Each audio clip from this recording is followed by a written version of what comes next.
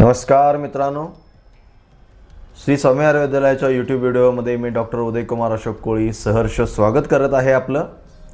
मित्रांनो, आज आपण PCOD केस टेकिंग किंवा PCOD पॉलिसिस्टिक ओव्हेरियन डिसीज की ज्या अशा रोगामध्ये स्त्रियांना मासिक पाळी 2-2, 3-3 महिने होत नाही, त्याचे खूप हार्मोनल इम्बॅलन्स झाल्यामुळे खूप सारा त्रास होतो, अशी केस डिस्कस करणार आहोत.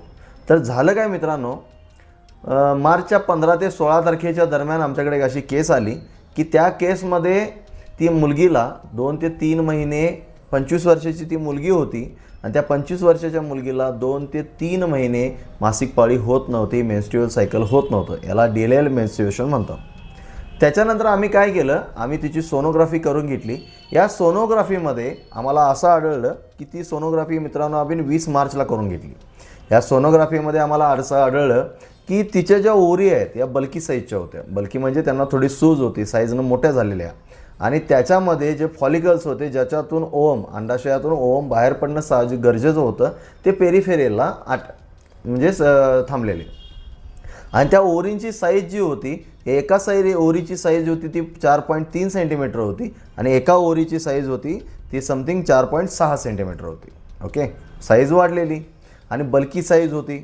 त्याच्यामध्ये त्या मुलगीला पिरियड्स व्यवस्थित येत नव्हते, 2 ते 3 महिने पिरियड्स येत नव्हते. याच्यामुळे पालक सगळे चिंतित होते आणि हा सोनोग्राफी रिपोर्ट्स बघितल्यानंतर त्यांना 100% वाटलं की आता खूप मोठे प्रॉब्लेम्स निर्माण झालेले आहेत. आम्ही त्यांना समजावून सांगितलं की हे प्रॉब्लेम्स मोठे नाही आहेत.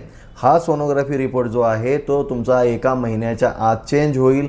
तिच्या हार्मोनल जे इम्बॅलन्स झाला आहे, हार्मोन्स जे इम्बॅलन्स झालेले आहेत ते सगळेचे सगळे व्यवस्थित होतील.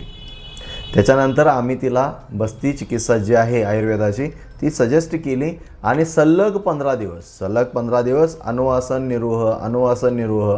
निर्वह या पॅटर्नमध्ये आम्ही तिला सलग 15 दिवस बस्ती चिकित्सा दिली. तिच्यासोबत रसपाचकवटी, ताप्यादी लोह आणि कांचनार गुगुळसारखी औषधंही चालू होती. 15 दिवसानंतर तिचे जेव्हा सगळे औषधं संपली त्याच्यानंतर 15 दिवसाचा परत एकदा डोस दिला गेला.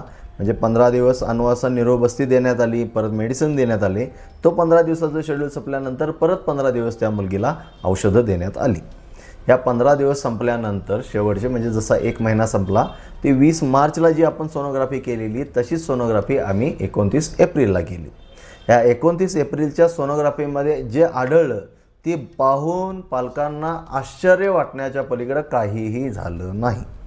कारण ज्या ओरी 10 मार्चला बल्की साईजच्या होत्या, पेरिफेरी अरेंज्ड पॉलिकल्स त्याच्यामध्ये होते, राईट ओरीची साईज 4.3 सेंटीमीटर होती, लेफ्ट ओरीची साईज 4.6 सेंटीमीटर होती, ती 10 मार्चच्या सोनोग्राफीमध्ये. तेच 29 एप्रिलच्या सोनोग्राफी मित्रांनो ओरी या नॉर्मल साईजच्या झालेल्या आणि नॉर्मल फॉलिक्युलर पॅटर्न त्या ओरीमध्ये दिसत होता. नॉर्मल फॉलिक्युलर पॅटर्न त्या ओरीमध्ये दिसत होता.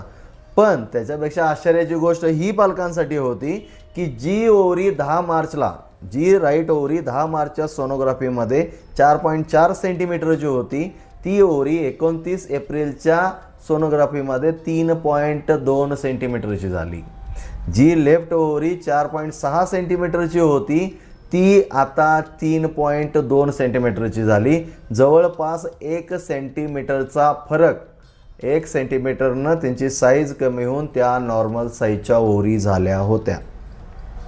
त्याच्यानंतर जो पालकांनी आम्हाला सांगितलं की आमच्या मनामध्ये जी शंका होती ती आता दूर झालेली आहे.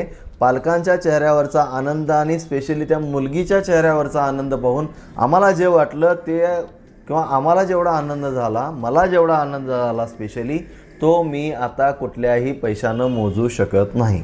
म्हणूनच म्हणतो मित्रांनो, एका महिलेसाठी तिचे हार्मोनल संतुलन व्यवस्थित असणं आणि ते हार्मोनल संतुलन जर बिघडलं असेल तर ते व्यवस्थित करून दिल्यानंतर तिच्या चेहऱ्यावर जो आनंद आपल्याला भेटतो बघायला, त्याची किंमत तुम्ही कुठल्याही गोष्टीशी करू शकत नाही.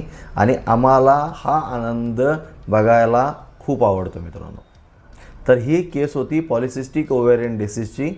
25 वर्षाची मुलगी जी पॉलिसिस्टिक ओव्हेरियन डिसीज डिलेज मेन्स्ट्रुएशनमधनं जात होती मित्रांनो.